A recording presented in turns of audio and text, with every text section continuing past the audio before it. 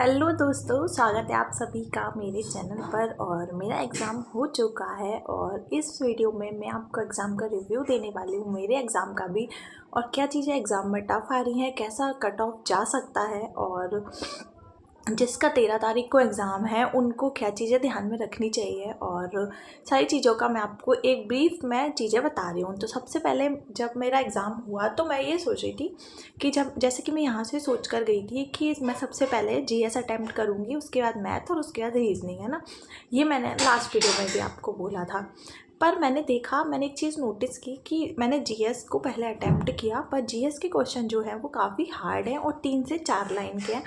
उसका आपको समझने में भी ना टाइम जा रहा है। जैसे कि अगर आप जब टेक्स्ट बुक का टेस्ट लगा रहे हो तो आप टेक्स्ट बुक के टेस्ट में 1 मिनट में क्वेश्चन पढ़ोगे और आंसर दे दोगे या फिर स्किप करके चले जाओगे। आपको वहाँ पे 1.5 मिनट तो क्वेश्चन को पढ़ के और सोचने में लग रहा है कि इसका आंसर क्या हो सकता है और ये क्या पूछ रहे हैं आपसे, है ना। तो जीएस जो है ना वो टाइम टेकिंग हो रहा है। वैसे मैथ्स टाइम टेकिंग होता है, पर यहाँ पर ना जीएस भी काफ़ी ज़्यादा टाइम टेकिंग है। और इस वजह से एक कारण है कि आपको मैथ और रीजनिंग के लिए कम टाइम मिल रहा है, क्योंकि 50 क्वेश्चन पढ़ना उनको, और अगर वो 50 क्वेश्चन सीधे सीधे नहीं है तो उनको थोड़ा सा ध्यान लगा के पढ़ना, सोचना उसके बारे में, उसका आंसर क्या होगा, उसमें टाइम जा रहा है। जैसे कि जब मैं यहाँ पर जीएस करती थी तो मेरे 15 मिनट या फिर 16 मिनट के आसपास जो है मैक्स मेरा जीएस का जो 50 क्वेश्चंस का पोर्शन है वो कवर हो जाता था, और मैं 35 क्वेश्चन के आसपास लगाती थी पहली बार में, ठीक है। फिर उसके बाद जब मैं रीजनिंग पे जाती थी तो अभी यहाँ पर मैं जब 50 क्वेश्चन में से मैंने स्टार्टिंग में 25 क्वेश्चंस करे जीएस के, ठीक है। उसके बाद मैं गई रीजनिंग पर। रीजनिंग का लेवल जो है वो इजी है, मैं ये नहीं कहूँगी कि रीजनिंग टफ थी। एक दो क्वेश्चंस को छोड़ दिया जाए तो रीजनिंग के, जिसने भी रीजनिंग में अच्छी खासी प्रैक्टिस की है वो 32 से 33 क्वेश्चन आराम से टाइम के साथ बना लेगा। पर मैं आपको एक बात बताऊँ, जब आप जीएस और रीजनिंग कर लोगे ना तो उसके बाद आपके पास ना मैथ्स के लिए बहुत कम टाइम पड़ता है, क्योंकि जीएस है ना मैथ्स का टाइम खा रही है, और ऊपर से मैथ जो है वो काफ़ी कैलकुलेटिव आ रहा है। देखिए जीएस में जो क्वेश्चंस थे, जीएस के क्वेश्चंस का कुछ आपको बता देती हूँ कि मेरा रेमेज का क्वेश्चन था, एक ही था, है ना, मेरा रेमेज का क्वेश्चन। बाकी जो अल्फ़ाबेटिकल वाले क्वेश्चन आ रहे हैं ना वो बहुत ज़्यादा थे, 4-5 क्वेश्चन थे। वृत्त में जमाने वाले जो क्वेश्चंस थे वो 4 से ज़्यादा थे क्वेश्चंस, है ना। और साथ ही साथ जो है मैं आपको बताऊं, डिब्बे वाले क्वेश्चन थे, एक के ऊपर एक डिब्बा रख दिया, कौन किस स्थान पर है, ऐसे टाइप के क्वेश्चंस थे रीजनिंग में। पर जब मैथ की बात की जाए ना तो मैथ लगभग सभी शिफ्टों में सेम आ रहा है। जैसे मैंने पहले जो देखा ना, काफ़ी जब मेरे एग्जाम के पहले जब मैं एनालिसिस देख कर गई थी तो मैथ का बता रहे थे कि है ना अप्रॉक्स रेलगाड़ी के 2 से 3 क्वेश्चन आ रहे, तो 3 से 4 क्वेश्चन ही मेरे में आए थे रेलगाड़ी के, है ना। और बोर्ड स्ट्रीम नहीं आया मेरे में। चक्रवृद्धि ब्याज के क्वेश्चन आए थे पर कैलकुलेटिव बहुत ज़्यादा था। एक साधारण ब्याज का क्वेश्चन ना बहुत ही ज़्यादा कैलकुलेटिव था। उसके साथ ही साथ मैं आपको बताऊं कि औसत एवरेज के क्वेश्चंस आ रहे हैं 3 से 4। पर ये जो एवरेज के क्वेश्चंस है ना इनमें भी काफ़ी बड़ी बड़ी संख्याएं दी हुई हैं, 58 इंटू 38, मतलब 58 बच्चे हैं। मतलब एग्जांपल दे रही हूँ आपको कि 58 बच्चे हैं और 34 इनका औसत है टोटल, तो फिर आपको वो मल्टीप्लाई करना है, वो सारी चीज़ें। तो ये जो है काफ़ी ज़्यादा कैलकुलेटिव मैथ था। तो मैंने ओवरऑल मिला के जो है वो 100 अटैम्प्ट किया, क्योंकि मेरा रीजनिंग में जो अटैम्प्ट है वो 33 रहा है, और मैंने 2 क्वेश्चंस छोड़े रीजनिंग के।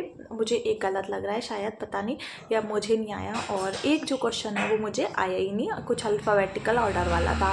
उसके साथ में ना फिर मैं जब मैथ पे गई तो मैथ के मैंने स्टार्टिंग में 20-21 क्वेश्चन ही बनाए। फिर उसके बाद टाइम बच रहा था मेरे पास सिर्फ 10 मिनट, और मुझे अभी जीएस के कुछ क्वेश्चन जिनमें मुझे डाउट था वो भी करने थे। तो फिर मैं वापस से आके जब रीजनिंग पे गई तो उस टाइम पे 14 मिनट का टाइम मेरे पास बचा हुआ था, और मुझे मैथ के 1-2 क्वेश्चन जो आ रहे थे उनको भी करना था, पर जो टाइम टेकिंग थे। जब मैं वापस से रीजनिंग पर गई, माफ़ कीजिएगा, जब मैं वापस से जीएस पर गई तो जीएस पर ना फिर मैंने 4-5 क्वेश्चंस और अटैम्प्ट करे उसमें, और जो जीएस का मेरा स्कोर है वो फिर 40 है। और साथ ही साथ जब मैं इधर आई मैथ्स वाले सेक्शन में तो मैंने 1-2 क्वेश्चंस और करे। तो इस प्रकार से मतलब टोटल एवरेज आपको बताऊँ तो मेरा स्कोर जो है वो 100 रहा, मतलब मैंने 100 अटैम्प्ट किए हैं। अब देखते हैं कि मेरे मार्क्स कितने आते हैं। बाकी ओवरऑल अगर देखा जाए तो पेपर जो है, मतलब मेरे पेपर हॉल में ना एक भैया थे, तो उनके मार्क्स जो है वो 112 बता रहे थे, पता नहीं 112 ही बता रहे थे, और एक 104 बता रहे थे, कुछ 90 80 ऐसे बता रहे थे। पर जैसे कि पोस्ट कम है तो पता नहीं कट ऑफ ज़्यादा ही जाएगा।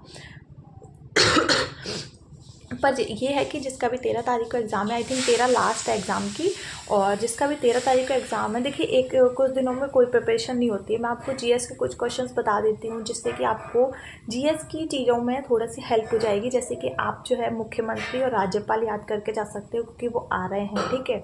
साथ ही साथ जो है वो पीएम से रिलेटेड योजनाएँ आ रही हैं। उसके साथ ही साथ पॉलिटी के 4-5 क्वेश्चन आ रहे हैं, तो आप आर्टिकल वगैरह भी पढ़ के जाओ अच्छे से, है ना।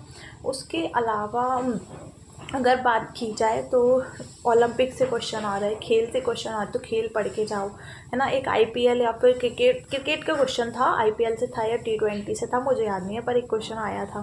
तो इस प्रकार से जो है करेंट का जो लेवल है वो अच्छा खासा आ रहा है। अगर आप अच्छे से पढ़ के जाओगे तो आएगा।